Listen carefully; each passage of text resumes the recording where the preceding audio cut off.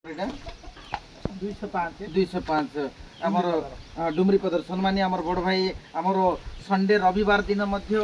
काम करबा को आछंती कार्य केमती कोड त्वरान्वित हो बोली डीएलओ सुपरवाइजर भाबले ग्राउंड जीरो रे आस्थिली आमर दीदी संगे मध्ये कथा हेली बड़ भाई संगे मध्ये कथा हेली बड़ भाई आमर केते अनमैपिंग भोटर अछंती आपनकर बूथ रे ये कैटेगरी मो पाखरे 10टा भोटर रही छंती हां बड़ भाई सेटा भूल वसत हां हां ये रे हमें भूल मैपिंग करिवारु सेटा मैपिंग हेई पबे जा फल रे से गोटे प्रॉब्लम रहउची आ सी जो भोटर गुडा को हमर भूल होई सेटा कि अन मैपिंग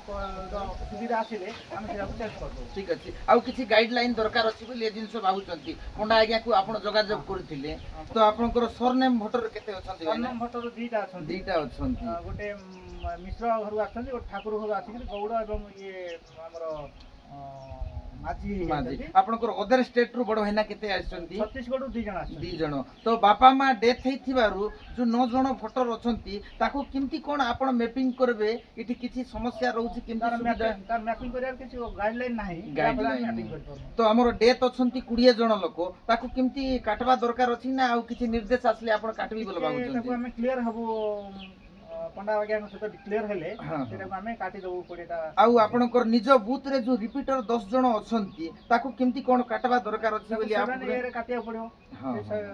फॉर्म 7 नै तापर आपनकर आइला न्यू वोटर जो शिफ्टेड है करे विवाहिता मां मने भौणी मने दीदी मने आछंती केउ फॉर्म रे ताको फिल अप करी एंट्री करैबे 8 नंबर फॉर्म रे एंट्री करा जिवो आ टिके आ बुझे देल जे भलो होंदा बोली मु कोना को तापरे आपनकर न्यू वोटर अछंती जो 18 वर्षर पिला माने ताको केउ फॉर्म द्वारा हमें ये करि परबा 6 नंबर फॉर्म एवं तांकर डेट ऑफ बर्थ ताको हम सर्टिफिकेट माध्यम रे कन्फर्म करि कि बा तांकर